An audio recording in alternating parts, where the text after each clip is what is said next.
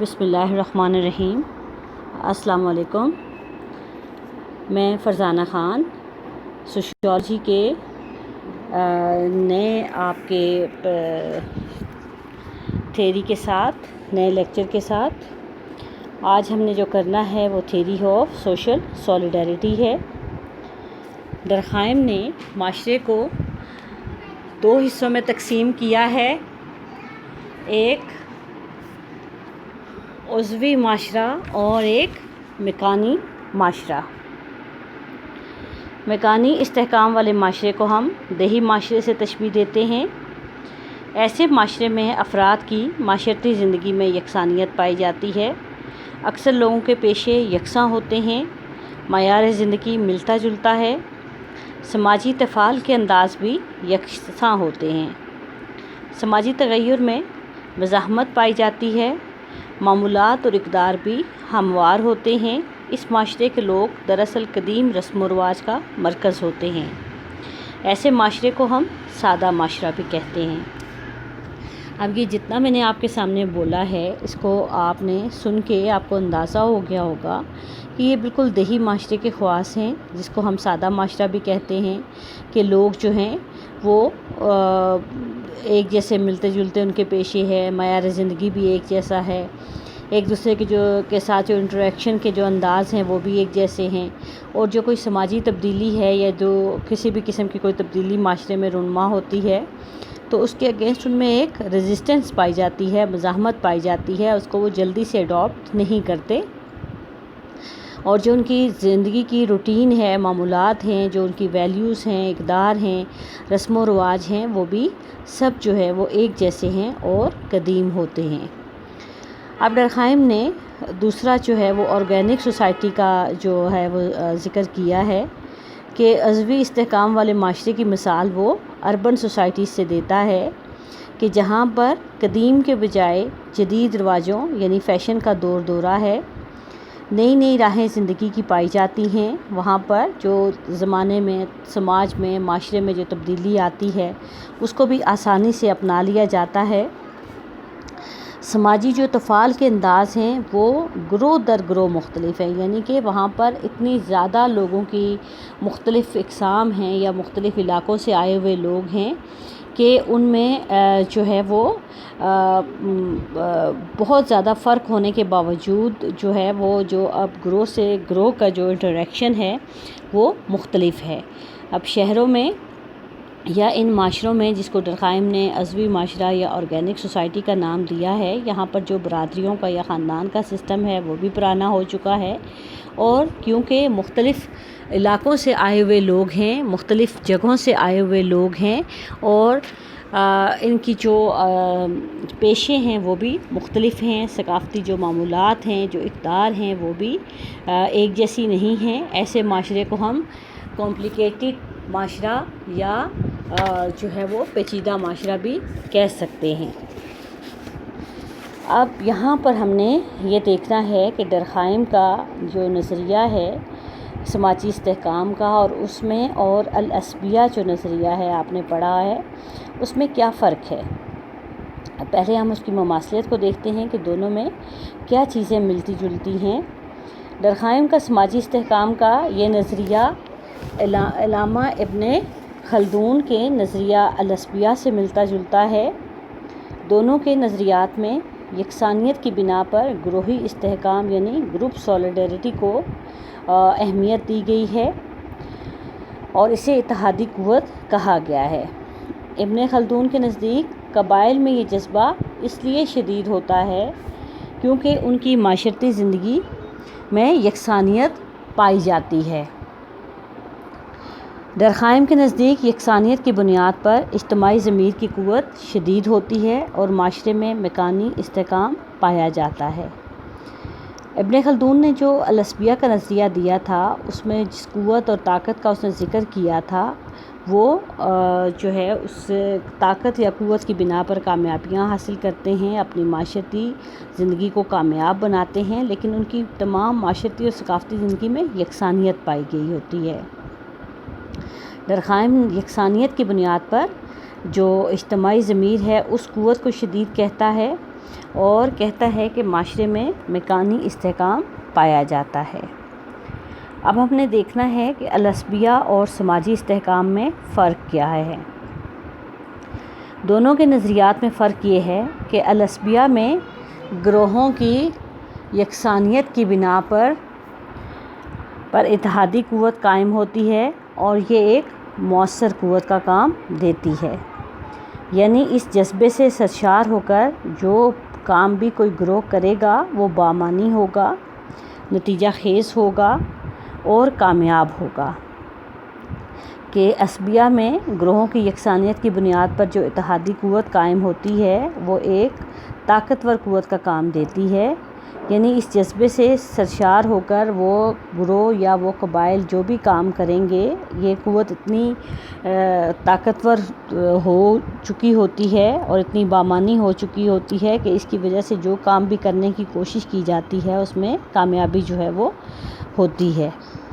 اس نظریے میں گروہ میں اتحادی قوت کا قیام اور حرکت میں آنے پر ایک مؤثر قوت کا پایا جانا ضروری ہے، کہ اتحادی قوت قائم ہوتی ہے اور پھر اس میں ایک مؤثر قوت جو ہے وہ پائی جاتی ہے، جبکہ جو ڈرکھائم کے سماجی استحکام کا نظریہ ہے اس میں یکسانیت کی بنیاد پر مکانی استحکام والا معاشرہ قائم کیا گیا ہے اور اختلافات کی بنیاد پر جو ہے وہ عضوی معاشرہ جو ہے وہ قائم کیا گیا ہے، یعنی اس نے معاشرے کو دو حصوں میں تقسیم کر دیا ہے۔ ڈرکھائم کا یہ نظریہ معاشرتی ساخت سے تعلق رکھتا ہے اور ساکن عمرانیات میں شامل ہے، جبکہ ابن خلدون کا العصبیہ معاشرتی ساخت کے علاوہ فنکشنل اپروچ سے بھی تعلق رکھتا ہے، یعنی کہ ابن خلدون کے العصبیہ کے نظریے کے مطابق وہ جو قوت ہے، وہ جو طاقت ہے وہ کامیابی کی ضامن ہے، وہ مقصد حاصل کرنے کا ذریعہ ہے، وہ نتیجہ دینے کا ذریعہ ہے اور مزید جو ہے وہ معاشرے کو سٹرونگ کرتا ہے اور معاشرہ پھر اپنے جو ہے وہ سیکنڈ سٹیج اور پھر تھرڈ سٹیج اور پھر فورتھ سٹیج کی طرف آگے بڑھتا چلا جاتا ہے۔ اس میں سماجی عمل کی راہ بھی پائی جاتی ہے اور معاشرتی اختلافات بھی ابن الخلدون کے عصبیہ سے خارج ہیں، یعنی کہ اس میں اختلافات کا کوئی ذکر نہیں پایا جاتا۔ اب یہاں پر ہم یہ کہہ سکتے ہیں کہ العصبیہ کا جو نظریہ ہے ابن خلدون کا وہ زیادہ مؤثر ہے، وہ زیادہ طاقتور ہے بنسبت ڈرکھائم کے نظریہ سماجی استحکام کے۔ اب آپ نے اس لیکچر کو سمجھنے کے لیے پہلے العصبیہ نظریہ کے آپ ویڈیو نکالیے، سنیے، اپنی بک کو کھولیں، اس کو ساتھ ساتھ ٹیلی کرتے جائیں، ٹھیک ہے؟ اگر آپ نے پہلے یاد کیا ہوا ہے یا اس کو سمجھا ہوا ہے تو پھر آپ کو سمجھنا آسان ہو جاتا ہے، لیکن اگر ایسا نہیں ہے تو آپ کے لیے پھر یہ جو ہے وہ مشکل ہو جائے گا۔ دونوں کو ساتھ آپ سمجھنے کی کوشش کریں کہ سماجی استحکام کا نظریہ جو ہے وہ ڈرکھائم کا کیا ہے اور ابن خلدون کا العصبیہ کا نظریہ کیا ہے۔ آپ نے اس کو کرنے کے بعد اب ہم اگلے جو ہے وہ تھیوری کی طرف چلتے ہیں کہ وہ ہے اجتماعی ضمیر کا نظریہ، کہ اجتماعی ضمیر کے نظریے میں ڈرکھائم ہمیں کیا کہتا ہے اور کس طرح سے وہ اس نظریے کو بیان کرتا ہے، ٹھیک ہے؟ ڈرکھائم کے خیال کے مطابق مکانی معاشروں میں اجتماعی ضمیر کا معیار سخت ہوتا ہے، کہ جو آپ کے سادہ معاشرے ہیں جن کو ہم دیہی معاشرے سے تشبیہ دیتے ہیں یا دے چکے ہیں، اس میں جو اجتماعی ضمیر ہے وہ سخت ہوتا ہے اور اجتماعی ضمیر کی ڈرکھائم نے اس طرح تعریف کی ہے کہ عقائد اور جذبات کا وہ مجموعہ جو معاشرے کے متوسط افراد میں پایا جاتا ہو اور وہ اپنا علیحدہ نظام قائم کرتا ہو اجتماعی ضمیر کہلاتا ہے۔ کہ ڈرکھائم جو ہے اجتماعی ضمیر کس کو کہہ رہا ہے کہ عقائد اور جذبات کا وہ مجموعہ جو معاشرے کے متوسط افراد میں پایا جاتا ہو اور اپنا علیحدہ ایک نظام قائم کرتا ہو، اسے ہم اجتماعی ضمیر کہیں گے۔ اجتماعی ضمیر افراد میں پایا جاتا ہے چونکہ انسانی یکسانیت کی یہ پیداوار ہے۔ ہم نے پہلے بھی ذکر کیا تھا کہ جو مکانی معاشرے ہیں وہاں پر جو ہے وہاں پہ یکسانیت ہے، وہاں پر لوگوں کا ایک جیسا نظام ہے، ملتا جلتا نظام ہے، ٹھیک ہے۔ تو وہ یہ کہتا ہے کہ ان معاشروں میں اجتماعی ضمیر جو ہے وہ پایا جاتا ہے اور یہ یکسانیت کی پیداوار ہے۔ اس لیے جب معاشرے کے افراد میں یکسانیت اعلیٰ درجے پر قائم ہوتی ہے تو یہ بھی سخت ہو جاتی ہے۔ وہ حالت قدیم طرز کے معاشروں میں پائی جاتی ہے جنہیں مکانی معاشرے کہتے ہیں۔ ہر فرد میں دو ضمیر ہوتے ہیں، ایک وہ جو معاشرے کے گروہ میں شرکت کی وجہ سے پیدا ہوتا ہے اور دوسرا وہ جو افراد کے لیے انوکھا ہوتا ہے، یعنی کہ اس نے ضمیر کو دو حصوں میں بھی کر دیا۔ ایک کیا کہ جو معاشرے کے گروہ میں شرکت کی، کہ ہم کہتے ہیں نا کہ معاشرے جب ہم ایک گروپ کا حصہ ہوتے ہیں یا ایک بڑے زیادہ لوگوں میں شمار ہوتے ہیں تو جو ہم ری ایکشن دیتے ہیں یا جو ہم عمل کرتے ہیں وہ ہمارا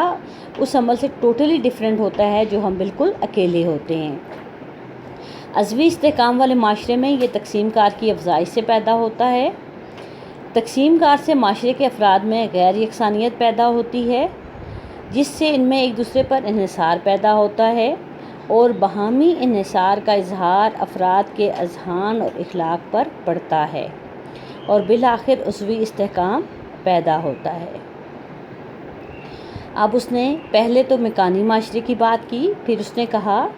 کہ عضوی استحکام والے معاشرے میں یہ تقسیم کار کے یعنی کہ پیشے مختلف ہیں، لوگ مختلف ہیں، اس کی وجہ سے پیدا ہوا۔ تقسیم کار سے معاشرے کے افراد میں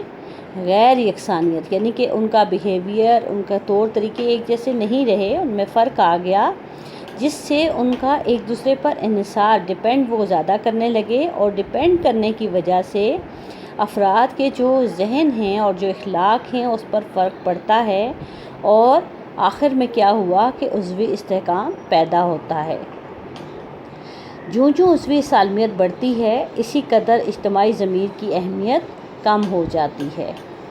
وہ ترقی یافتہ معاشرے جن میں عضوی استحکام پایا جاتا ہے اخلاقی ترقی کا اظہار کرتے ہیں، مساوات، آزادی، بھائی چارہ اور انصاف کی اقدار پر زور دیتے ہیں۔ اجتماعی ضمیر کو درخائم نے عقائد و جذبات کا مجموعہ قرار دیا ہے۔ وہ ایسے افراد میں پایا جاتا ہے جو معاشرے میں متوسط زندگی گزارتے ہیں، یعنی نہ امیر ہوں نہ غریب۔ یہ لوگ معاشرے کی ریڑھ کی ہڈی ہیں، اس لیے ان کے عقائد و جذبات کو اجتماعی ضمیر یا معاشرے کے دل کی آواز وہ قرار دیتا ہے۔ اب ہم نے نمبر 1 کرنا ہے مکانی معاشرہ اور اجتماعی ضمیر۔ دوسری اہم بات اجتماعی ضمیر کے بارے میں یہ کہی ہے کہ مکانی معاشرے میں یہ ضمیر شدت اختیار کرتا ہے، یعنی یکسانیت رکھنے والے معاشرے میں اجتماعی ضمیر کی آواز سخت ہوتی ہے اور وہاں اسے دبانا کچلنا مشکل ہوتا ہے۔ جیسے پاکستانی معاشرہ ہے، دیہی ہو یا بلدیاتی، اس میں اجتماعی ضمیر سخت پایا جاتا ہے کیونکہ اس معاشرے کے بلدیاتی علاقے بھی مکانی معاشرے کے بہت سے خواص رکھتے ہیں۔ اجتماعی ضمیر قوم کی آواز ہوتی ہے جو قومی اقدار و عقائد کی بنیاد پر قائم ہوتی ہے۔ اب عضوی معاشرہ ہے، اس کے برعکس عضوی سالمیت والے معاشروں میں جہاں صنعتی اور تعلیمی ترقی عام ہو، اجتماعی ضمیر کی اہمیت کم پائی جاتی ہے۔ لوگ اسے قدیم روایت کہہ کر چھوڑ دیتے ہیں اور اپنے صنعتی اور کاروباری اداروں کو مقدم سمجھتے ہیں۔ عضوی معاشرے میں غیر یکسانیت کی بنا پر گروہی سالمیت پیدا ہوتی ہے۔ لوگ ایک دوسرے کے سہارے کے بغیر زندگی نہیں گزار سکتے، اس لیے معاملات ابھرتے رہتے ہیں جس سے گروہی استحکام پیدا ہوتا ہے۔ اسے عضوی استحکام کہتے ہیں اور عضوی سالمیت بھی کہتے ہیں۔ مساوات، بھائی چارہ کی بنیاد پر اخلاقی اقدار ابھرتی ہیں عضوی معاشرے میں اجتماعی ضمیر کو اتنی اہمیت نہیں ہوتی جتنی مکانی معاشروں میں ہوتی ہے، یعنی کہ جتنا معاشرہ سادہ ہوگا، جتنا لوگوں میں انٹریکشن زیادہ ہوگا، لوگوں کا ذہن سہن ایک جیسا ہوگا، وہاں پر اجتماعی ضمیر کی آواز سخت ہوتی ہے، اور جتنے معاشرہ جو ہے وہ آپ کا آرگینک ہوگا، عضوی ہوگا، وہاں پر جو ہے وہ اجتماعی ضمیر اس طرح سے نہیں ہوتا جس طریقے سے کہ وہ سادہ آپ کے معاشروں میں یا مکانی معاشروں میں ہوتا ہے۔ اسی کے ساتھ آج کا آپ کا لیکچر ختم ہوتا ہے۔ اپنا خیال رکھیے گا اور اچھے طریقے سے پڑھیں، ٹھیک ہے، اور لیکچرز کو بار بار سنیں اور اس کو ساتھ ساتھ یاد کریں تاکہ آپ کو یہ یاد ہو جائیں۔ اسی کے ساتھ آج کا آپ کا یہ لیکچر ختم ہوتا ہے۔ دعاؤں میں یاد رکھیے گا۔ اللہ حافظ۔